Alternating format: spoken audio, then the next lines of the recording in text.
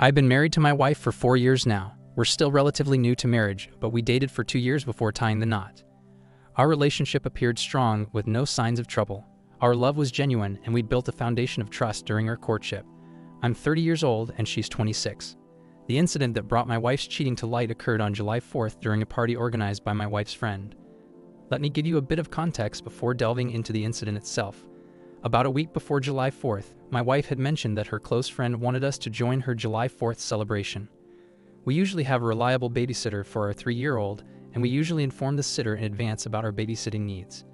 Leading up to this specific 4th of July event, my wife informed me that she had contacted the babysitter, who mentioned her schedule would be packed and she couldn't make it. I was a bit disappointed because spending time with my wife had become rarer since we had our baby. My wife expressed her strong desire to attend the event and suggested that I stay home with our child while she goes to her friend's party. I wanted her to have fun, so I agreed and said I'd take care of our child at home. Now here's the twist. My wife knew I wasn't exactly a big fan of her friend. Her friend is still single, and while my wife is 26 years old, her friend is 3 years younger and a bit more carefree. I don't want to come across as controlling, especially since my wife is an adult. I simply advise her to watch out for her friend because she might not be the best influence. Now on the morning of July 4th, I took an unusual step and decided to call the babysitter myself.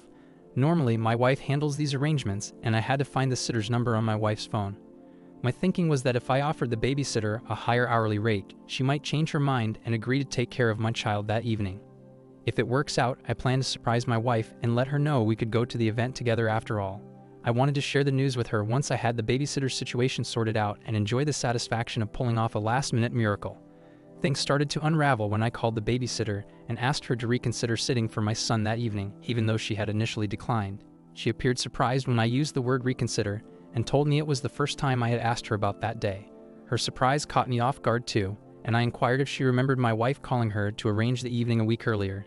She confirmed she hadn't received any call from my wife. I quickly improvised and told her that my wife had actually called a family member instead. That's when it became clear to me that my wife had lied for some reason, although I couldn't figure out why. It was definitely a cause for concern. I arranged for the sitter to come to our house at 10 p.m., and my wife mentioned she would be leaving around 8 p.m. for the event.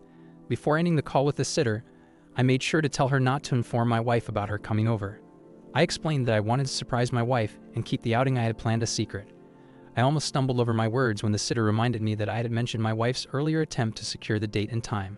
I managed to cover it up by saying that we both thought the date night might have been canceled, but since she was on board, it would still be a nice surprise.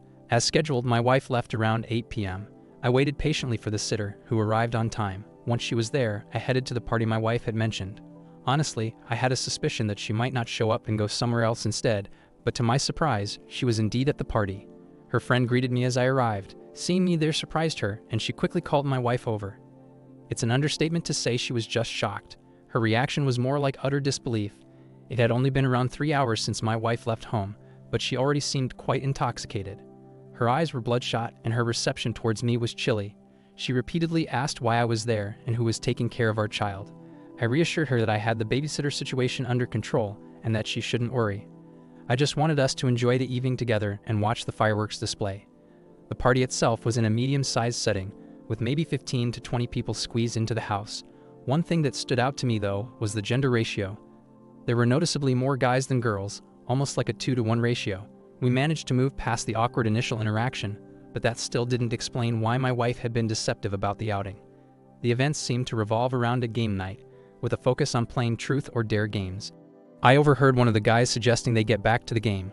I decided it was time to catch up on what I had missed, and joined in with the friendly group of guys. These were the ones who were quite talkative, either due to the drinks flowing or just their outgoing personalities. Amidst the gathering, my wife's behavior became agitated and uneasy, and she expressed her desire to leave and go home. Her sudden request to leave raised a red flag for me, suggesting that she was definitely hiding something. I assured her we could head home, but I asked for a moment to try some of the drinks since I had just arrived.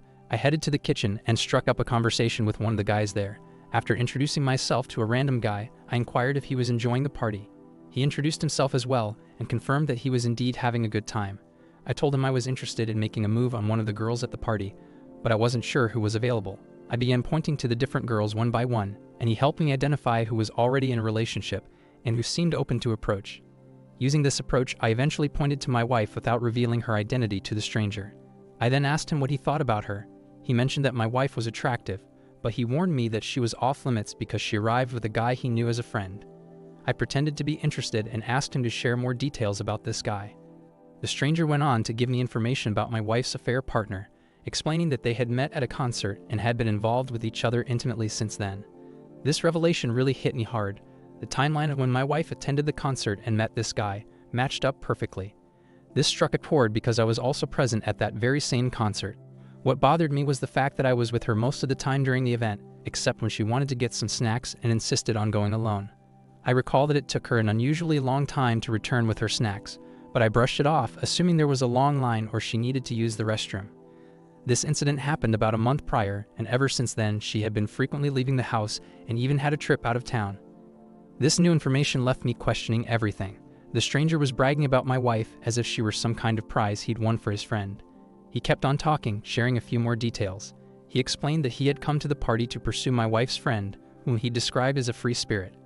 I wasn't sure if my reaction was noticeable, but I couldn't fake it anymore. Just then, my wife's friend joined the conversation, possibly realizing that my questions were leading to the truth about my wife's affair. However, it was too late, and I could tell that she was also part of the deception.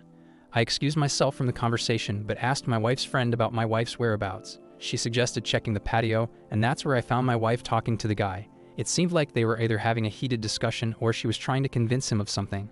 I approached them and introduced myself to the man who was involved with my wife. But before I could say anything to him, my wife hastily pulled me away, insisting that we should leave the party. I swatted her hand away with anger and told her she could leave because I wanted to have a talk with a man.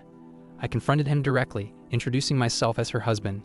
I asked him straightforwardly if he knew my wife was married before getting involved with her, considering I had already discovered the truth about their relationship. I have a somewhat imposing presence that I use to my advantage in confrontations. Honestly, I wasn't looking to fight him if he genuinely didn't know she was married.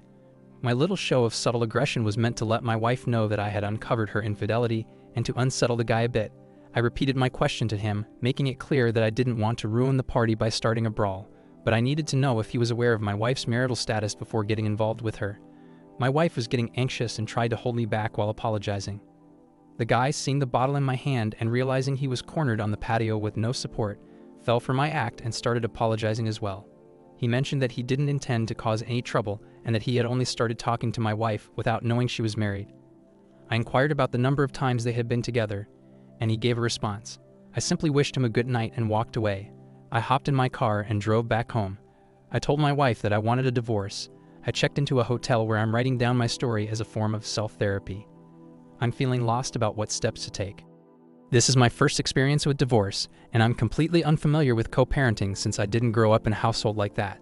What I do know is that I can't bear the thought of seeing that woman, and this incident is making me physically sick. I'll probably provide updates on what my next moves will be, but for now, I'm truly uncertain. Now for the top comment. Glad OP told her before leaving that he's divorcing her, and I would also tell her that I'm also going to DNA test the child, and he's not mine. I'm going to make her regret ever meeting me. Thank you for listening to the story to the end, and if you like it, please support us with a like as well as subscribe to the channel. Write in the comments section what you think about the story.